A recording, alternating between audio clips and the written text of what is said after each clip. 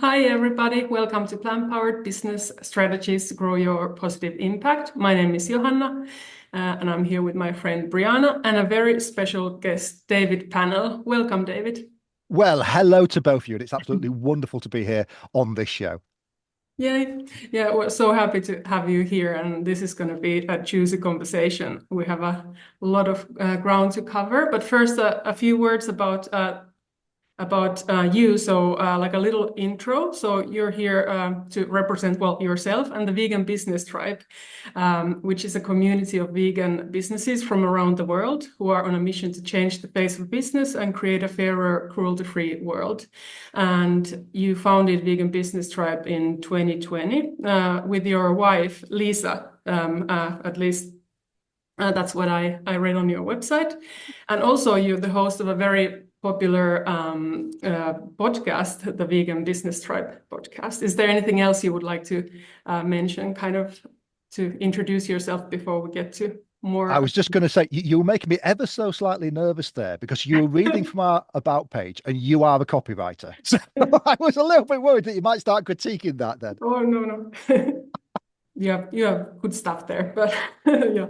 Yeah, so if that's all for now as a basic intro, then we always love to start with the backstory. So how did you become vegan? Was there something like a specific moment or a thing that happened to make the change? It's such a wonderful question to start with. And when I look at our membership at Vegan Business Tribe, 99.9% of our members are personally vegan. And it's kind of that ethical connection that we've all got, which kind of makes us all want to work together and work towards that same mission. So, it's a question that I often start asking on my podcast as well. How did you turn vegan? Because that is a thing that brought us all together. And my vegan story and the story of Vegan Business Tribe are completely intertwined. So when you look, if you go back about sort of 15 years ago, I was running a marketing, branding, and business growth agency. Quite a successful agency. We had about 15 staff at our largest. I was also the manufacturing sector ambassador for the Chartered Institute of Marketing as well. And as part of that, I would go to a lot of business events. So I'd be going to early morning breakfast networking events. I'd be going to different seminars. And at these events, they always put on a lot of food. There's always a buffet.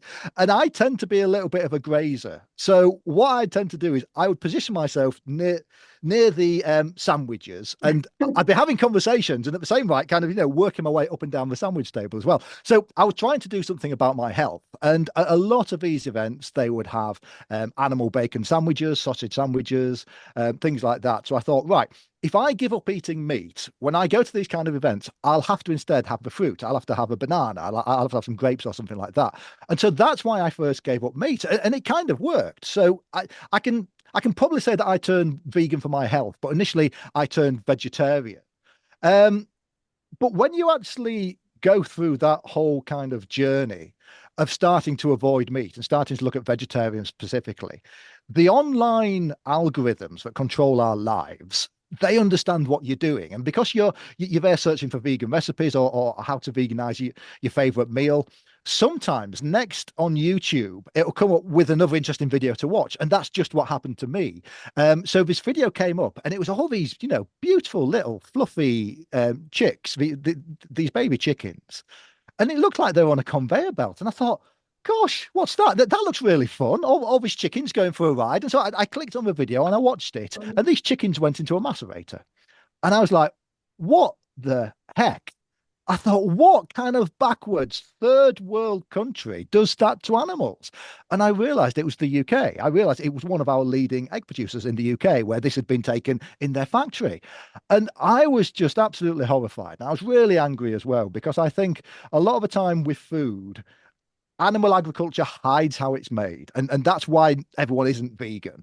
And so finding that out and then looking into the dairy industry, that's when I decided, look, I can't be part of this. I've got to give that up. And so I didn't quite turn vegan overnight, but I then went into cutting out dairy. I cut out eggs immediately. And probably about 12 months later, I was fully vegan as well. But how that ties in with Vegan Business Tribe, if you allow me just to finish Yeah. up that story, was I think when we turn vegan, the first place that we start is always with our food, because that is the obvious place to start. And then maybe we look at our cosmetics and our clothes and what we're putting on our body. But at some point, you start to say, well, I'm really passionate about this cause. I'm really passionate about veganism. What can I actually do with my time? What can I do with my professional skill set instead? And if you look at myself and Lisa, we were running this marketing and business growth agency. So we said, well, instead of helping these non-vegan businesses to grow, let's just take our skill sets and let's go and help vegan businesses to grow. So that's what we did. We went out there, we found all these amazing businesses that we wanted to help, and we discovered something really, really quickly.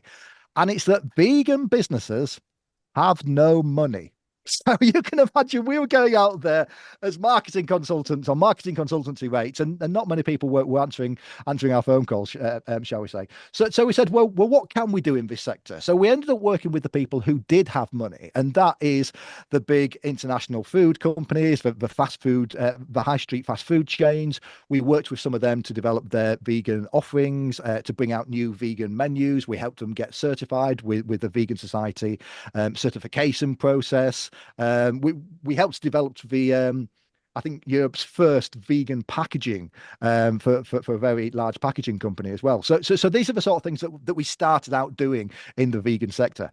But I kept coming back to this point that I wanted to work with vegans. I wanted to help vegans grow businesses. And we thought, well, if we can't do that in a one-to-one way, because these vegan businesses just don't have the budget for that, can we do it in a collective way instead? And that's how we launched Vegan Business Tribe.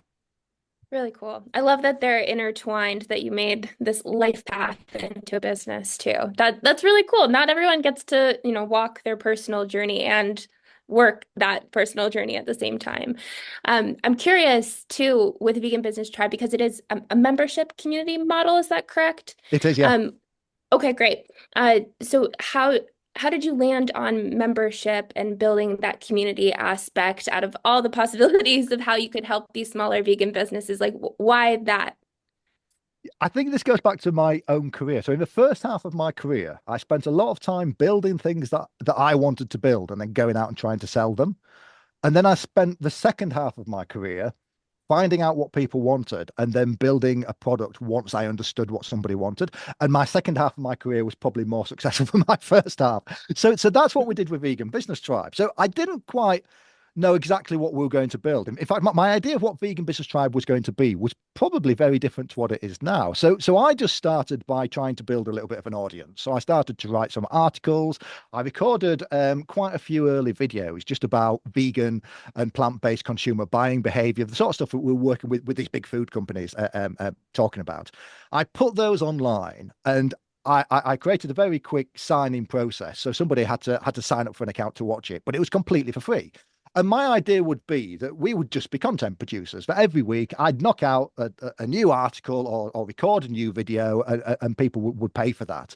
And so I ran that completely for free for probably about 8 months. And in that time, we got maybe 600-700 people signing up to the mailing list to be able to access the content for free. Yeah. And when we got to that sort of size, I started having one-to-ones with people because I wanted to work out what people actually wanted. So if anybody was interacting with us at Vegan Business Tribe, I tried to get them onto a Zoom call so I could just talk to them about what they want. And the main question I was asking was, how much would you pay for this? How much would you pay for this amazing content that we put out?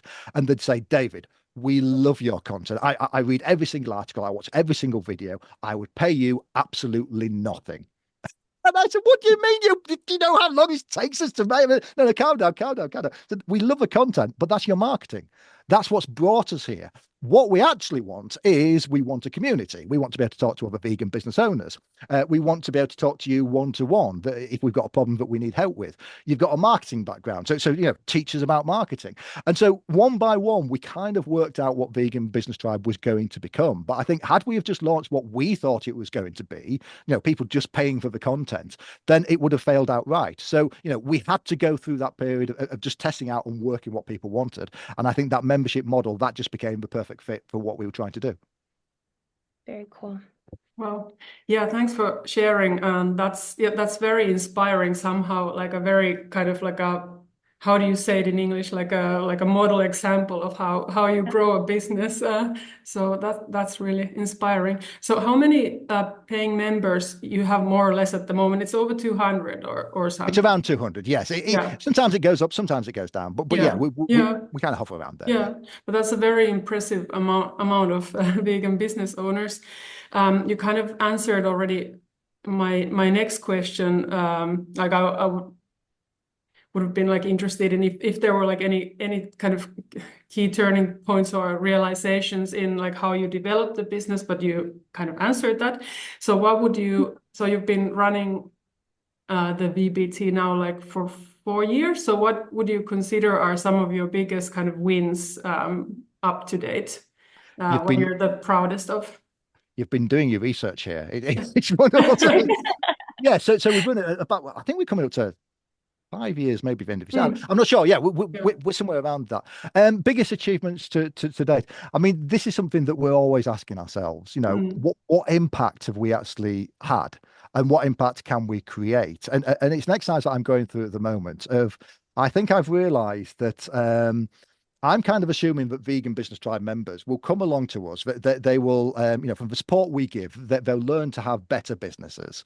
And from that, they'll go on and do better things in the world. But what I've learned is that people need that kind of little bit of encouragement and that pathway, and sometimes a little bit of permission as well to actually go and do things with the businesses that they're building at the moment. So, in terms of highlights, yeah, we've done some massive things. I mean, we've put on twice Vegan Business Tribe Live down at the London Olympia. That was a 2-day massive event just for vegan business owners.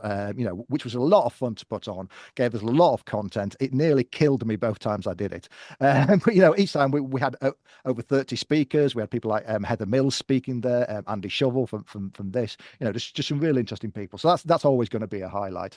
But I think the smaller things which have meant a lot to me is kind of a success stories from our Vegan Business Tribe members, and especially those members who maybe joined us themselves like 4 years ago, and just seeing what they're doing now. And you've got people like maybe Damien Shabiris, who is a vegan a vegan videographer.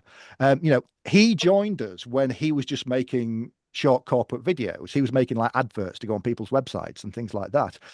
Now he is Earthling Ed's lead editor, and he's been Joey Carbstrong's videographer, and being able to actually help him along that journey from joining us just as a vegan with a business who didn't really know what to do with that business to now be somebody who is aligning his activism with how he makes a living.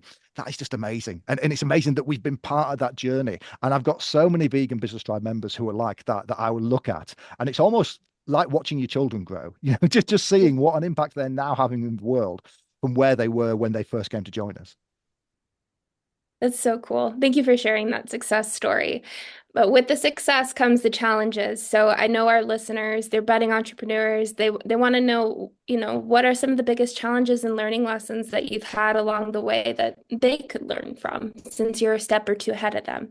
Yeah, absolutely. One thing which, and again, it's easy to look at this in retrospective, but one thing which I realized about Vegan Business Tribe, you'll have heard the concept of a minimal viable product, of an MVP.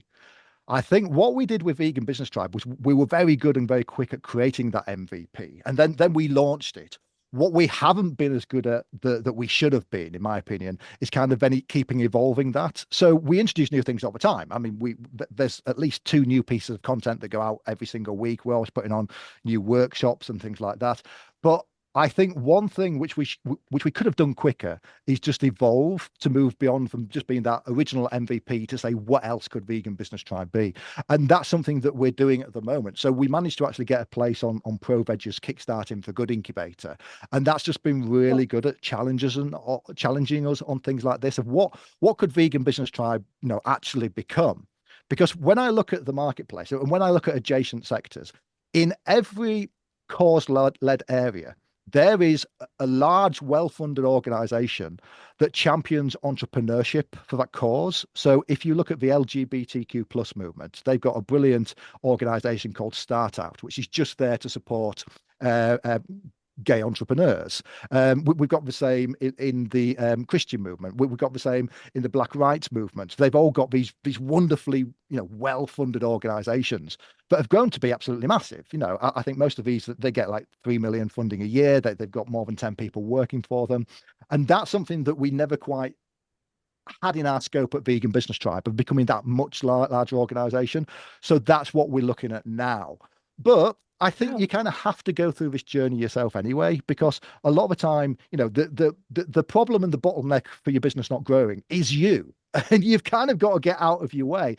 And I've had that problem of saying, right, we're going to do new content, so I'm going to write and present that content. We're going to do a new course, I'm going to write and present that course. Instead of saying, let's get somebody else to do that, let's get more people to come and help us, because then I can actually focus on making this a much larger organization, which will have a much larger impact. So I think that's been the key learning is, if you try and do everything yourself, if you become the bottleneck, that is really going to stop you moving forward. So as much as you can, take yourself out of that picture, take a step back, and that's really going to help you move your business along. Yeah. Well, that's again like so inspiring. And you mentioned the Kickstarting for Good, so we would love to hear a little bit more about that. It's apparently the world's first incubator and accelerator aimed specifically at nonprofits and impact initiatives transforming the food system. That's what I found out. So could you tell us about the experience? Like what inspired you to apply? I think you kind of answered that also a little bit. And yeah, what have been the aha moments or kind of struggles or realizations? Absolutely. And I don't have to tell you, you can go watch my video diary. I've been recording the videos. I've gone through this. It's a really good one. I've watched them all. Oh, wonderful. We'll put a link in the comments to this video so people can watch it for sure. Yeah. But that's why I wanted to make that, because it's interesting, someone like me going through an incubator, because I sell myself as a business expert. I do one-to-one business coaching. So that whole idea of me going through an incubator, that was something that I really had to wrestle with, because I thought, well, what's the optics of this? How does that look? Having a business consultant going through what is in essence a business incubator. But it's something that I originally didn't apply for, because I think they only have 20 spaces, and they get over, I think they had about 450 applicants. And out of those 20 they get on, only 50% of those actually get through to the second half of the incubator when they look at pitching and things like that as well. And I originally found out about the incubator because one of our Vegan Business Tribe members went through the incubator last year. So Sam Tucker from Open Pause. Yeah, Sam's brilliant. So I was actually doing some coaching with Sam at the time whilst he was going through the incubator. So that's how I found out about it. And I actually contacted them originally to say, I would love to be a mentor on this. I've done marketing workshops for ProVeg in the past. And so I thought, this is something that's more interesting to me maybe than the food companies. Food's great, but there's such a wide variety of vegan businesses out there. So let's get involved as a mentor. And I even got as far as being announced as a mentor as well, which was brilliant. But then I got speaking to Sebastian at an event in the UK, and he just asked me, why don't you apply for it? And I was like, wow, oh, gosh, I'd never thought about that, because I thought it would just be for new businesses rather than, my business has been going nearly 5 years. I thought it would just be for not-for-profits. And, currently at Vegan Business Tribe, we are a for-profit limited company. So I didn't know if it was be a good match or not, but I put in an application anyway and got on the incubator. So that was quite a surprise to me, but it's the sort of opportunity that you don't waste when somebody gives you something like that and says, look, come and learn from people who have built those multi-million-pound organizations in our sector. I mean, ProVeg alone is absolutely huge. They employ 200 people worldwide. So just getting the chance to spend time with Sebastian, who founded that and who has grown that, is amazing. But then getting time to actually work with some of the other mentors and the other cohorts on there as well, that gives you that framework for growth. And we've got this phrase, in the UK that's called cobbler's shoes. So, cobbler is somebody that mends shoes, and the joke is that their shoes themselves are always falling apart. And that's a little bit like myself with growing a business. I spend so much time helping other people's businesses that I haven't put a lot of focus on mine. So what that incubator does is it gives you that framework to grow. It allows you to actually, take a step back from your business, think about the problem you're actually trying to solve, and then challenging you to say, is that problem actually, is what you're doing the best way to actually solve that problem? Maybe doing something else, maybe taking a little bit of a sidestep left or right. Maybe that's going to be a better route to what you're doing too. So yeah, it's been absolutely invaluable just going through this process. That's awesome. And what you said about, working on other people's businesses and not, so much working on your own so resonated. I was like, oh, okay. I feel seen, called out. Happens all the time. You can go to a copywriter's website and their copy is awful. You can go to a web designer's website and their website has not been updated for 5 years. It's always the same. We're always looking at we're always looking at who we're working with, and we're never kind of looking internally enough. Totally. Another part of what you said, because Kickstarting for Good has this almost activism piece to it, it feels like. So I'd love to hear more about how people could think about using their vegan business with their activism and your thoughts on that. Because, sometimes activism is that, oh, I don't know if I should touch this. It's a little too controversial thing, but you're really embracing it. And I'd love to hear more about that. Oh, it is, and I did a little bit of a test on this with our Vegan Business Tribe members. So I purposely started a post talking about activism and your business, and the results that I got on that post, the comments I got were all very standoffish. People like, oh, I'm not quite sure if I want to be seen as an activist. I wrote another post about using your business to move the vegan cause forwards, and everyone was like, yeah, that's great, that's what we want to do. And it's like, it's just changing one word, and it's the same thing. And I think that's the issue that we've got at the moment, is that veganism and animal rights activism, that has been painted as quite a toxic subject by, and that's because of lobbying from the meat and dairy industries, from the animal agriculture industries. They really have kind of painted it into a corner. But if you look at, I gave that example of StartOut, which supports LGBTQ plus entrepreneurship. If you look at where, say, gay rights was 10, 20 years ago, you wouldn't have seen many businesses backing that. You wouldn't have seen, what we've got now, where when we've got Pride Month, every single large business on social media will change their social media banner to support Pride Month. So, that's what we need to do with the animal rights movement. We need to get to the place where we're making it the sort of cause that companies are really happy to back and really happy to get involved with. And to do that, we need more role models. We need more vegan business role models going out there, being openly vegan, talking about veganism and how it relates to their business, to try and detoxify that. So it is really, really important, using your business of activism. It's something that I've been trying to do more at Vegan Business Tribe. And it's something that you find that you can do in a very tiered way. You don't have to start off by, posting, post about slaughterhouses on your company's social media. You can start off just by saying, well, Veganuary is coming around, so I'm going to really now support Veganuary. I'm going to absolutely throw my business into it. We're going to be doing lots of, Veganuary challenges because everybody else will be doing it at the same time. So that's going to be seen as really kind of an easy thing to do. So it doesn't have to start off at the top end of being an activist. You can just be promoting veganism as a business.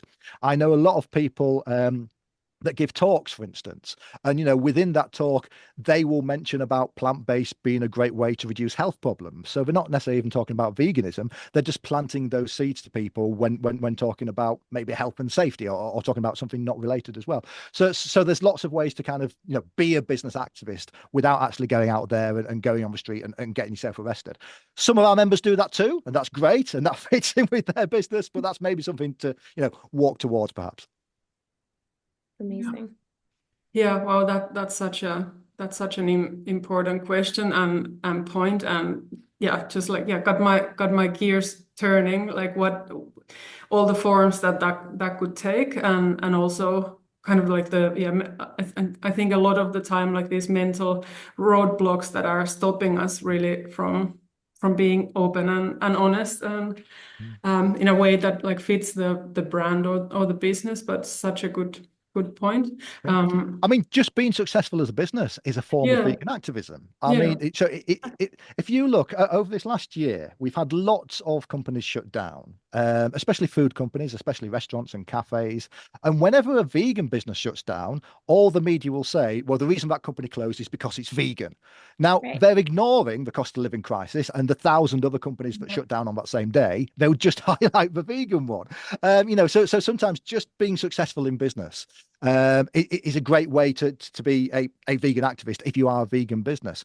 I'm working with somebody who does personal training at the moment, and he is a vegan trainer. And one thing that he says to his customers is, if you are vegan, you kind of want to look quite fit and healthy, just to prove, that's what a vegan diet is about, that you can be fit and you can be strong on a vegan diet. And it's the same in business a little bit as well. If you are showing that you are just a very successful business as a vegan business, that's a great form of activism too.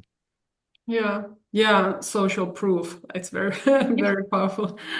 Um, okay, a little bit on that topic. I was thinking that like running a business or like starting a business, it's so much connected to change, and I'm also kind of like looking at the like the incubator as you were looking to change something, I guess. So yeah, the world changes, businesses change, people change, but it seems like people are not, generally speaking, very good with change. So what's your relationship with change when it comes to your business? And it's a very broad question, but yeah, feel free to interpret it in any way you want. And also, what would you say to another vegan business owner or vegan in business who's struggling with, the things changing? Absolutely, absolutely. You hit the nail on the head there when you said it's about the business owner more than the business changing. Um, One of my favorite sayings is everything changes when you change. And I think when you've got your own business, the whole point of having your own business is so that you can build what you want to build. And we forget this. We forget that we're in charge. You are not a potted plant. If you don't like where you are at the moment, you don't have to stay there and wait for someone else to move you. You've got that agency to make changes. And I think that when a lot of people start a business, and especially if you're a solo entrepreneur or you are a micro business, you don't actually start a business. You just create a new job for yourself, but you're paying your own wage.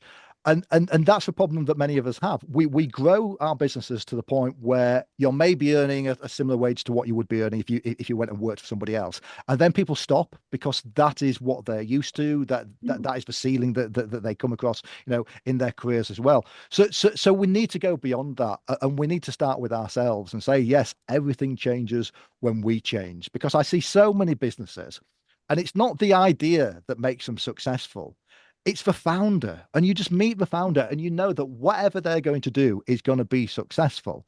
And, we've got Vegan Business Tribe members like that. Talking about case studies, Rory Cockshaw, he's launched a company called It's Not a Game. And he's thrown himself into this business. He went to Vegan Camp Out in the UK, the largest vegan festival that we've got, 12,000 people all in a field for 4 days. And every single day he walked around selling his card game from a little tray that he was taking around. He made thousands of pounds that weekend. It was a brilliant launch for his thing. And that's how he's approached everything that he's doing. And you know that whatever he does, it's going to be successful. We've got people like Natasha, who is the vegan patty lady.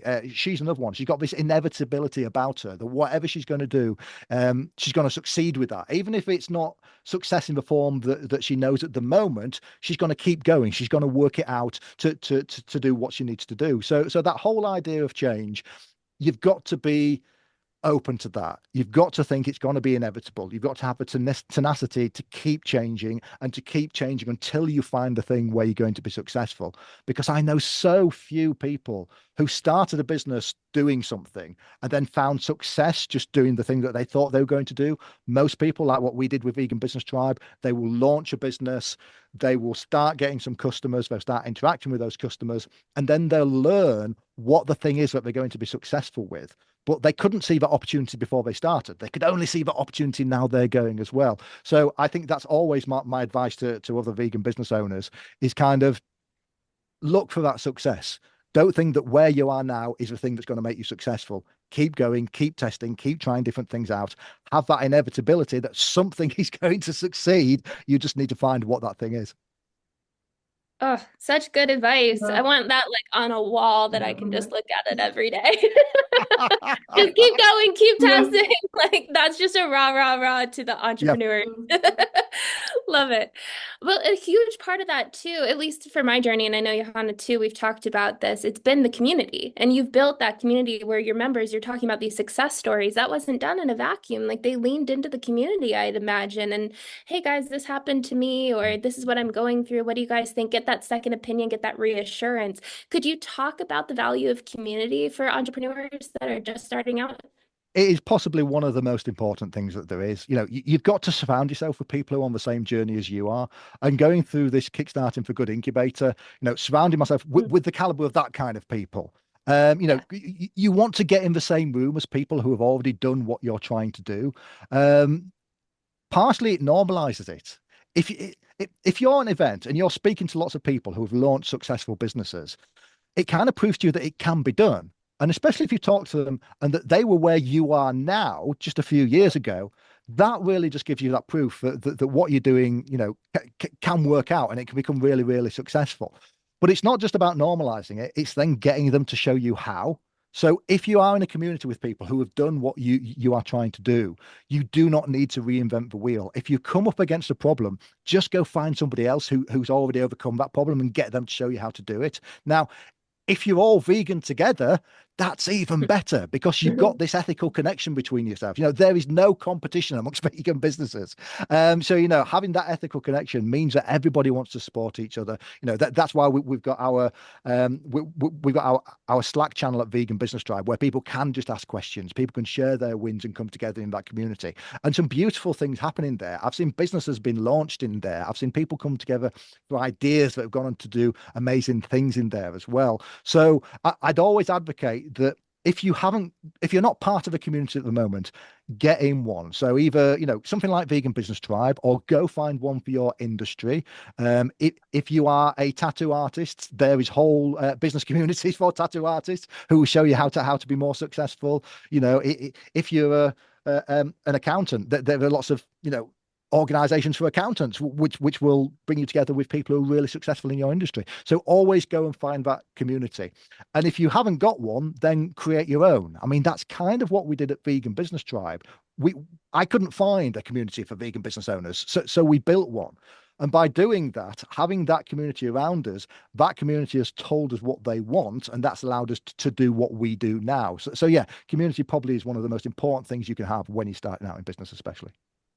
And I just want to hit this home for people because this is one of my biggest roadblocks when I first started out because I felt like I was asking someone to do something for me, like I was burdening someone else. And I know we have a lot of heart-centered listeners, vegans, want to help animals, etc. So it really is that community aspect. Everyone's learning, there's space for everyone, and we move forward together. It's not a burden that you're placing on other people. It's, what is that? A rising tide lifts all boats or something, right? It's definitely that personified.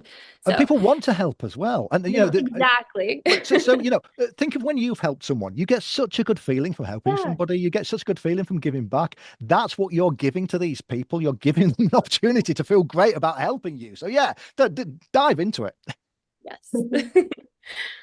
Boy, well, wise words. Why is it so it's so difficult when you need to apply it to yourself?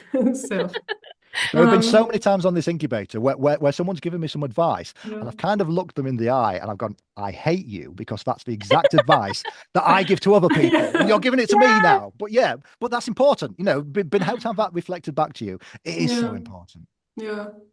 And wanted to mention that this kind of reminds me of like what I heard at a few years back in my journey, that like the questions to ask yourself when you want to grow or like become more successful, that it's less about the what but the who, like who do you need to become, like what you've also talked to, and who are the people you need to surround yourself with and who to learn from.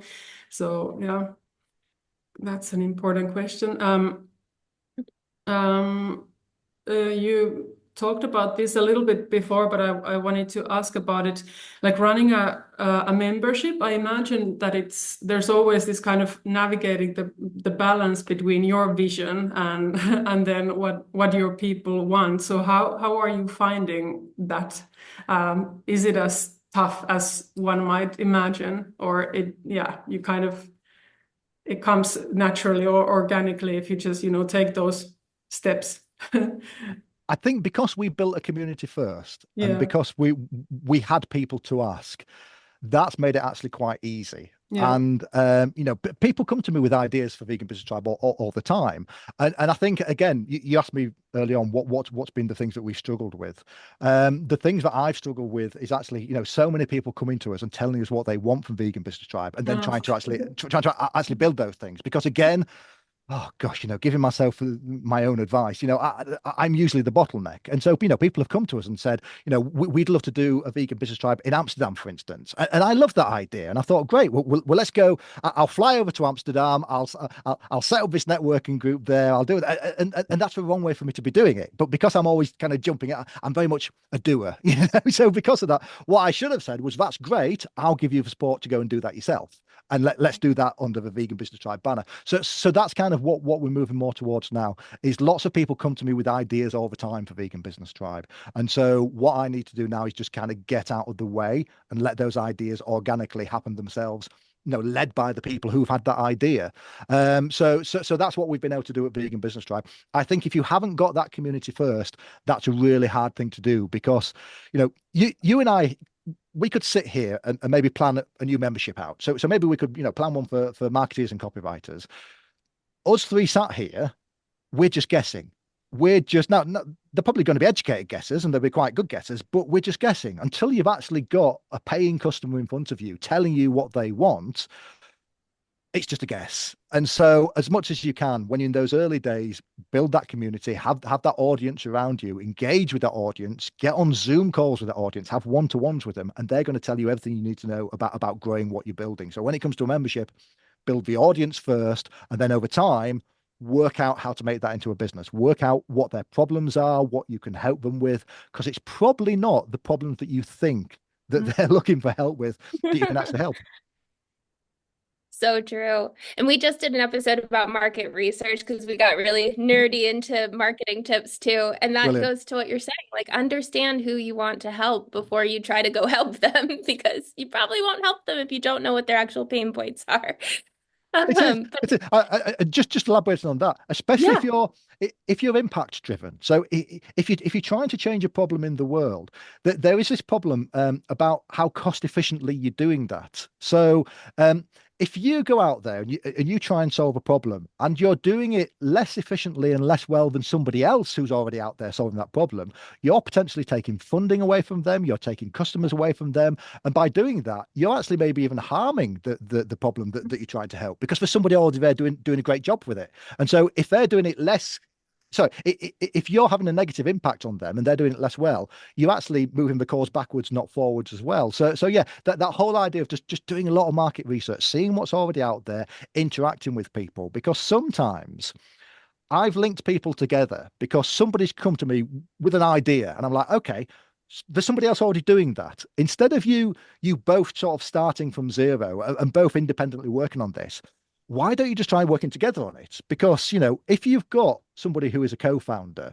you can do 200% the amount of work than if you're working on your own. And so if there's somebody out there already kind of tackling the problem that you're going to tackle, maybe just connect with them first and say, look, do you want somebody else in the boat with you on this? You know, I've got these ideas. Could we maybe do this together? Could we maybe expand what you're doing, bringing my expertise in it as well? And again, if you're both vegan, that's probably going to be a really fruitful conversation to have. Even if nothing comes out of it at the end, go and have that conversation first, because then at least you're not just both, you know, duplicating the exact same thing.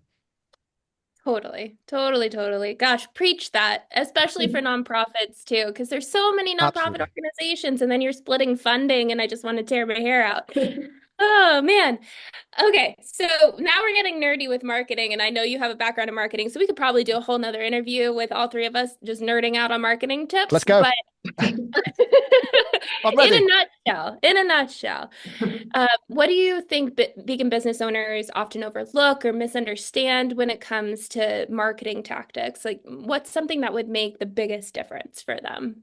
So you're right. I've got a very, very long background in marketing. So I'm ex-Chartered Institute of Marketing. I was an ambassador for the Chartered Institute of Marketing.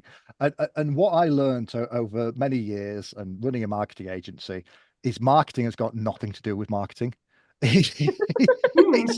It's all to do about solving a problem.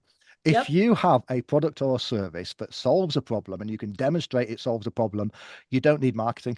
You don't even need sales. If I was to come up with a product idea and I said, look, I've got a pill that is going to stop you aging, and it worked, how much marketing do you think I'd need to do? Hardly any. Yeah. It would sell itself. And so I think that's the problem with marketing. I'll get people coming to me, with vegan businesses, and the business is okay, it's fine, but it's not really solving a massive problem, or it's solving a problem which lots of other people have already solved. Someone says they want to start doing vegan merchandise and t-shirts, and it's like, well, that was maybe a problem 10 years ago that you couldn't get vegan merchandise and t-shirts. Now that isn't a problem. So that's the thing with marketing. If you haven't got a business or product which really solves a significant problem for someone, it doesn't matter what marketing you do, it's not really going to be that successful. You are not going to get attraction, or you're going to have to throw tens of thousands of pounds at it to get sales. So that's the place to always start, is take a step back from your marketing plan and look at what you're delivering first. If you can make a business which is remarkable, and by remarkable, I mean actually, people want to talk about it. People want to tell other people about your business and what you do.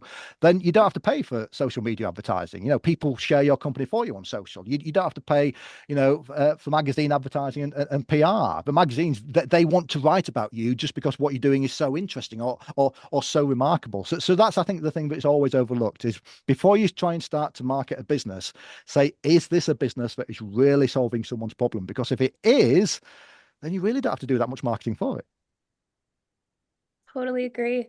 We encounter that a lot as copywriters, especially when it comes to building a funnel for someone, and they're like, "Why isn't the funnel converting?"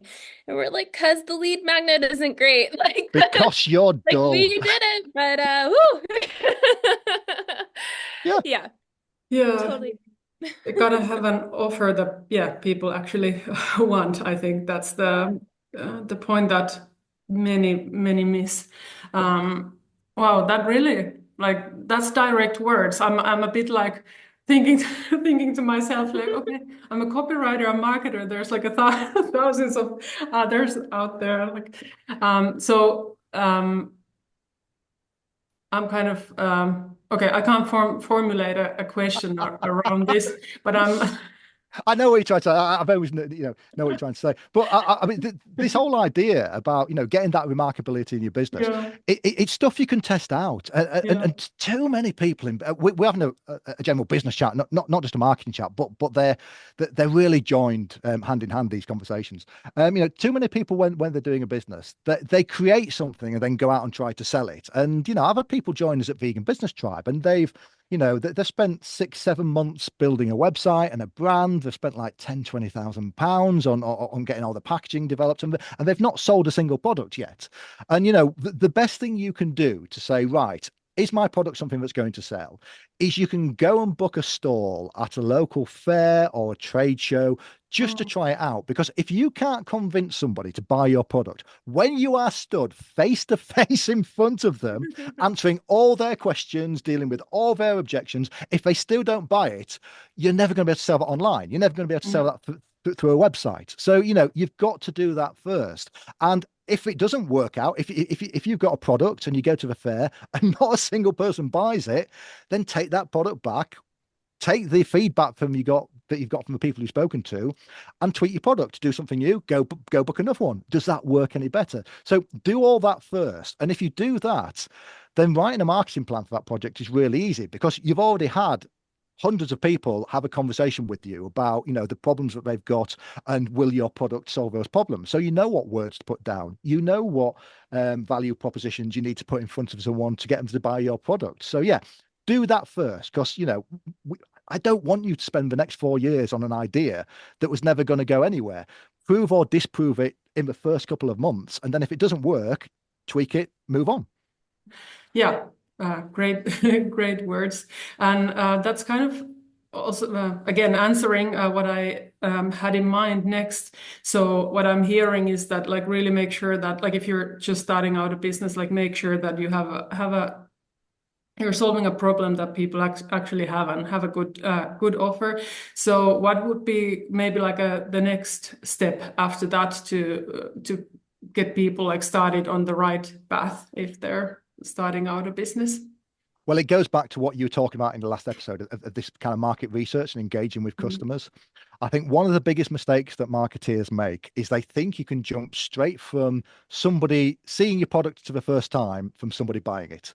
And there's very few products in the world that work like that. That kind of impulse or maybe emergency buy. When was the last time that you saw a new product that you'd never seen before just pop up in a Facebook ad and you've clicked on it and put your credit card details and bought it? It never happens. I don't buy like that. I'm sure you don't buy like that. So why do we think that our customers are going to buy like that as well?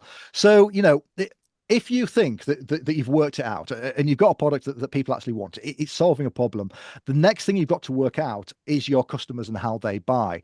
Every company's got a really unique buying journey for their customers. I know what it is for our people at Vegan Business Tribe. I know it's going to take people around 6 months from first finding out about Vegan Business Tribe to signing up with us. And I know the gateways that they've got to pass through within that 6 months to make that membership sign up happen as well. So you need to do that with your own business. You need to understand that customer journey. So talking about gateways there, it might be that you work out that people buy from you once you've had a one-to-one call with them or once you've had a Zoom call with them. So maybe you sell a service, but they only sign up to that service once you've actually had 20 minutes chat with them. If that's the case, you need to work that into your marketing funnel. So instead of saying, right, my end goal to all this marketing I'm doing is to get somebody to buy, change that so that your end goal is to get somebody on a Zoom call with you instead.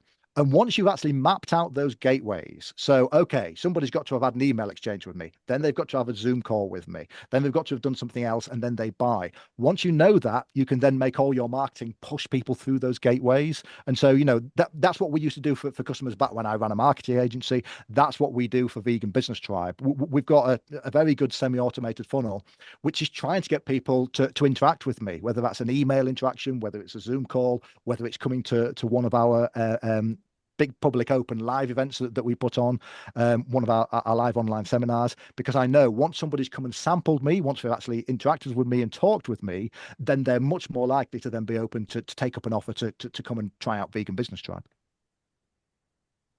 Great advice, as this whole chat has been, and I'm just looking at the clock, man, I could keep going. So I want to make sure that we end on a question that we get a lot, which is around mindset and how entrepreneurship is such a mental game. And so, I mean, everything you've dropped has been a golden nugget, and I hope people re-listen to this for all those little like Easter eggs that you've dropped throughout.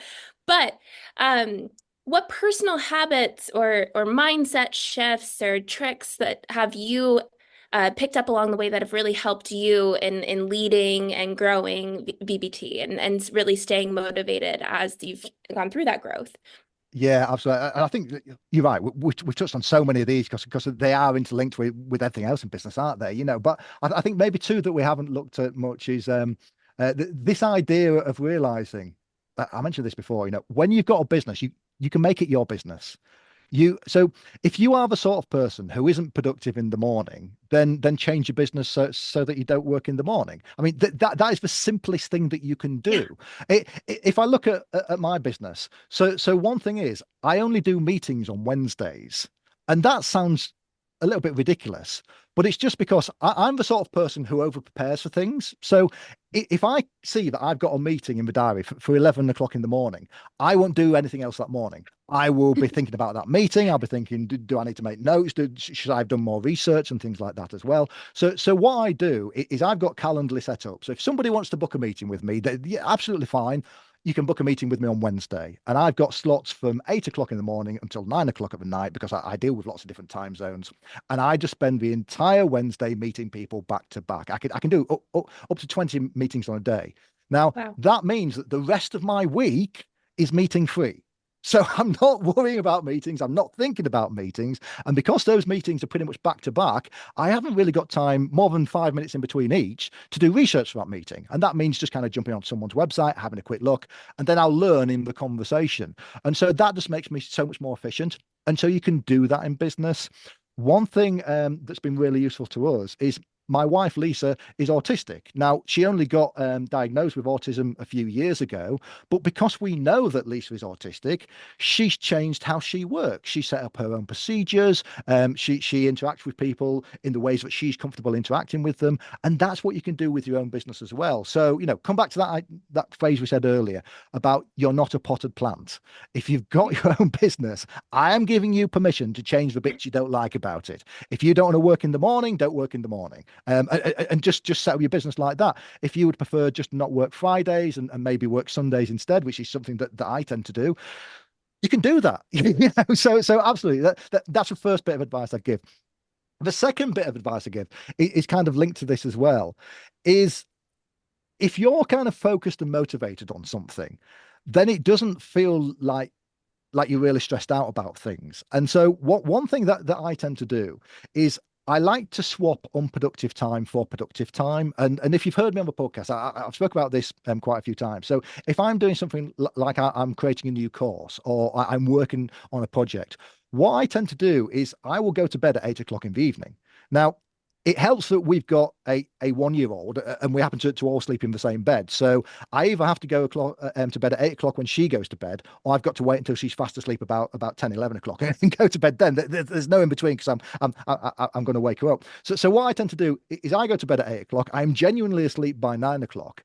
And that means, come 4 o'clock in the morning, you've had your 7 hours sleep and you kind of get up feeling really refreshed. But then you've got 4 golden hours in the morning before anybody else is up and before anybody else is sending you emails or expect to get messages back, or my older children might be phoning me or asking me for money and all this sort of thing. Nobody is expecting a response from you, and nobody else is awake bothering you as well. I mean, what do you do productive after 8 o'clock at night? Very little, quite a lot of the time. So that's one thing that I tend to do is I try and find that times where I'm being unproductive, and I try and swap it for times when I can be productive. Now, you can only do that if you're enjoying what you're doing. You can only do that if you've really got a massive goal that you're working on.